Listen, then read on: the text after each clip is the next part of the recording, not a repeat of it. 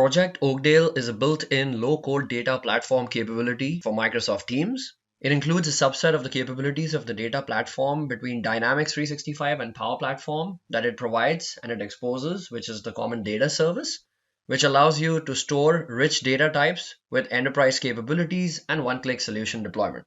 Now, all of this is available within the context of Microsoft Teams, the team in which you're building your app.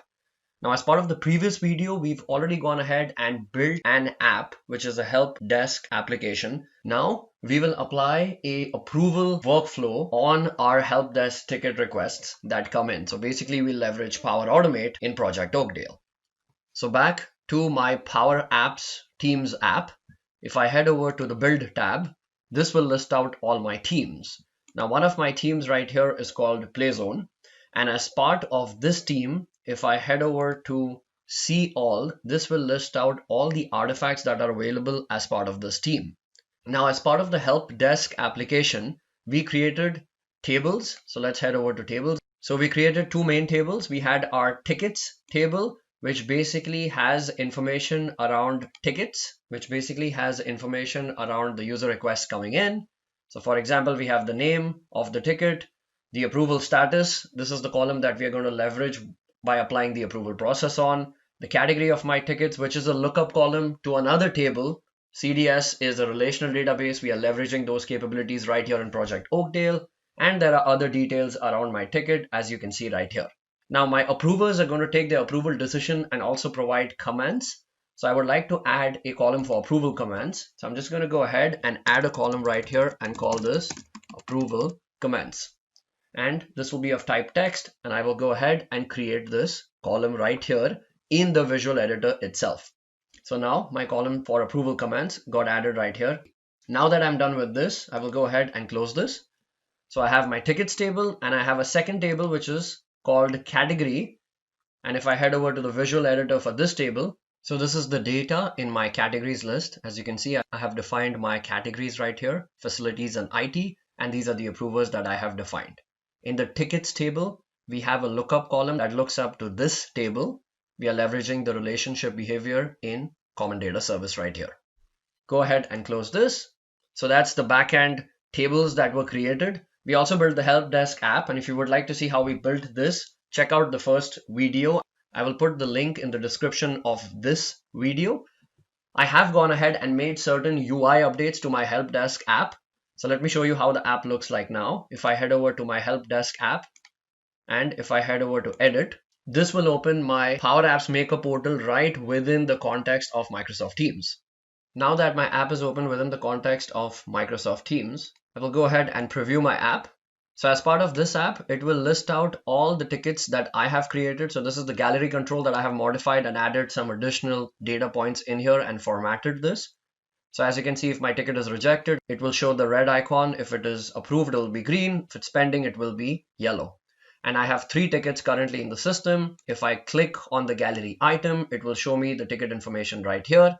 Each ticket has a unique number associated with it. I'm leveraging the auto number column that I created in my table. Now that this app is set up, what I would like to do next is go ahead and apply an approval process to this solution. Now, in order for me to go ahead and build a flow in Project Oakdale, I will head back to the Build tab. And right here in my Build tab, when I head over to my team, where my solution is built, which is my Playzone team, I will go to See All. So this will show all the artifacts. One of the options right here is flows. So I can go ahead and build my flows right here within the context of Project Oakdale within my team. So let's go ahead and click on New. Go to flow, and I can pick from any of the 3 trigger types, which is automated, instant, or scheduled.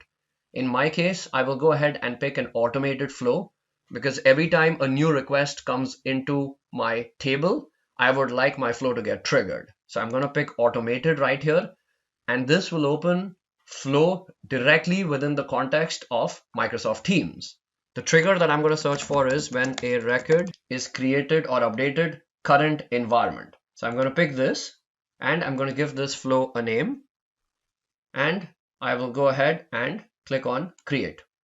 So this will go ahead and apply the trigger. Now, please note we are in project Oakdale. Typically, when you leverage the CDS connector, it's a premium connector, but within the context of Oakdale, it acts as a standard connector. That is because there is no additional premium licensing that is required. So in this case, what's my trigger condition? I will go ahead and pick my trigger condition first. I want this flow to trigger only when an item is created. So I'm going to pick create. It is asking me for the entity name right here. In my case, I have my entity or my table called tickets. So I'm going to pick tickets. And for the scope right now, I'm just going to pick organization and go to my next step. Once the record is created, I would like to go ahead and grab my approver from the category table. In order for me to do that, I will go back to the common data service current environment connector. And one of the actions is called list records. That means get me all the records from that table and I can apply filter queries to it.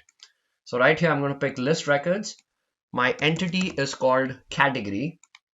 So from a ticket, the user selects a category. And when a category is selected, I would like to query the category table to get the approver dynamically so I can create an approval task in my flow. So I'll go ahead to advanced options right here. And one of the options, as you can see, is called filter query. In order for me to plug in that filter query right here, I will need to know the internal name of my column. Now what I will do right now is I'll just go ahead and save this flow first so I don't lose my changes. I will go ahead and click on the build tab. Now, if you hold the control key and select build, it will actually open that same experience in the browser, of course, not in the Teams client, but I get a full screen experience. So if you'd like to try this out in full screen mode, here's one way of doing that. If I head back now to see all, right here, if I go back to my table, now remember, I'm trying to filter the category table. So I'm going to pick the category table and I'm going to filter the category table based on the unique identifier associated with my category. So here's my category column within the category table. That's the unique ID that gets created. This is a column that gets created for every table that you build. So I'm going to go ahead and just grab this internal name. Now I will head back to my Teams client. I will paste that internal name right here. So get me all the records from the categories list where the unique identifier in the category column is equal to, in single quotes. Now right here, I need to plug in the category value that I get from my trigger, which is my tickets list. So how do I grab that? Just click in between those two single quotes, go to dynamic content, and I will search for my lookup column, which is category.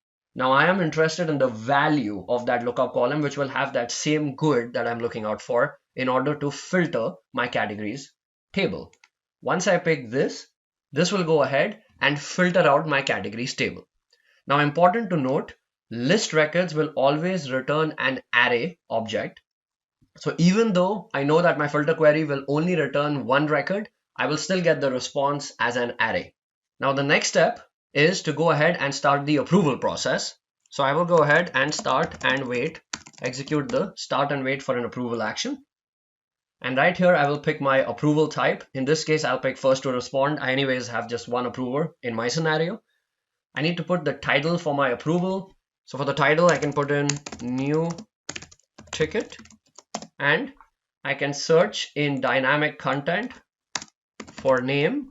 So I can go ahead and pick the ticket name that the user enters when the user is going ahead and creating a record, and that I can pick directly from my trigger action right here. Assign to. Now, who do you want this ticket to be assigned to? Now that is going to come from the approver column in my categories list. So if I search for approver, list records is the action where I'm querying my categories table. Now, if I pick this, it will apply a for loop on top of it purely because list records always returns an array. This can be avoided by expressions. I have done an exclusive expression series with John Levesque.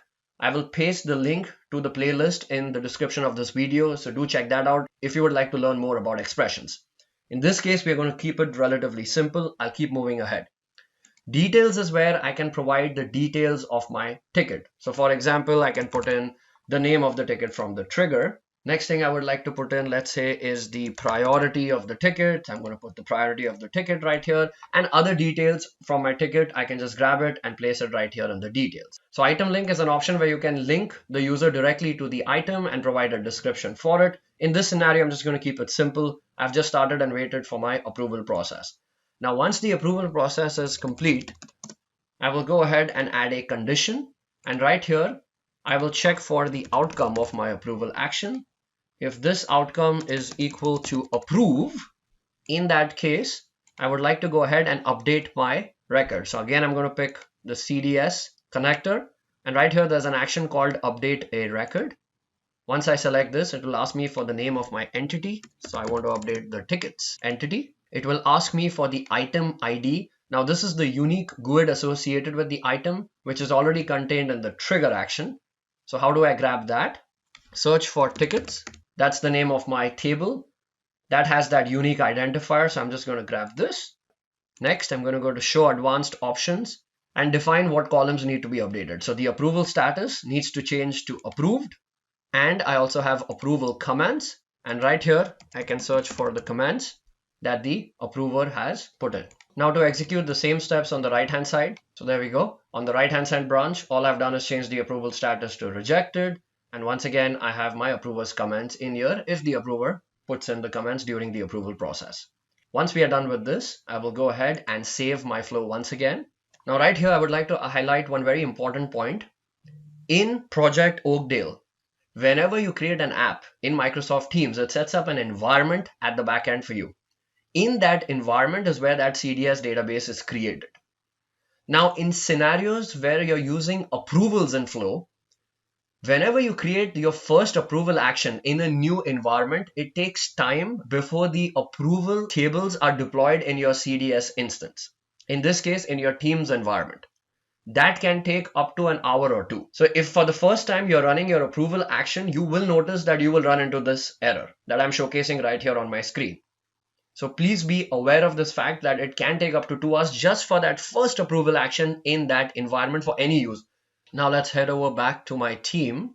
And in my team, I have my app right here within the context of Teams that I deployed through Power Apps in Project Oakdale. I have that same application right here. Let's go ahead and create a new ticket. So I will click on new ticket. I will give this ticket a name. I will pick a category. In this case, I will pick facilities. I can define the priority of my ticket. I also added some logic in my Power App that if it's low priority, the due date will be 14 days from today, medium is 7, and high is 3.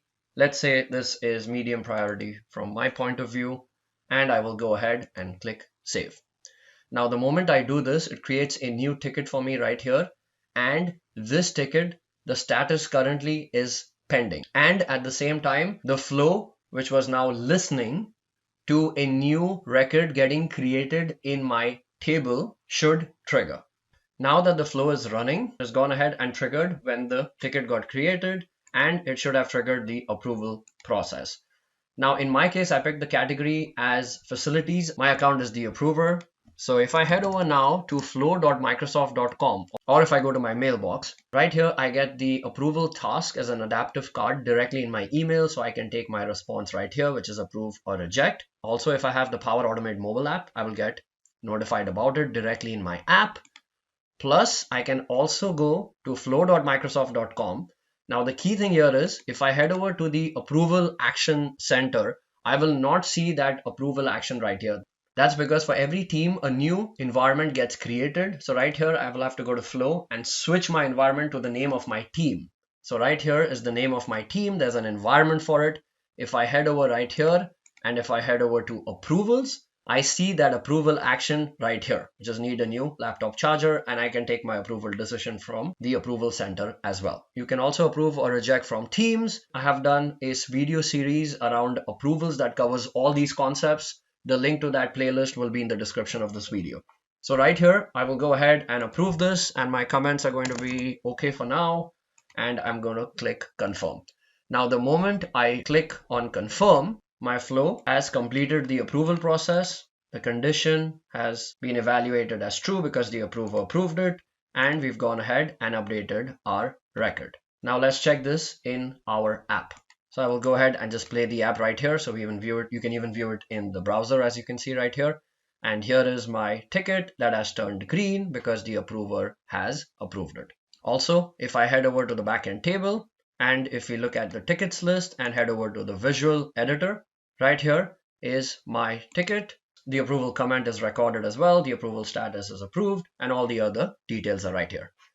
So this is how you can leverage flow in Project Oakdale, and the way to build your flows will be in the Power Apps Teams app itself by heading over to the solution artifacts associated with the team, and right here you can go to flows and start building your flows. If you like this video, comment, like, and subscribe to my YouTube channel. Thank you so much for watching.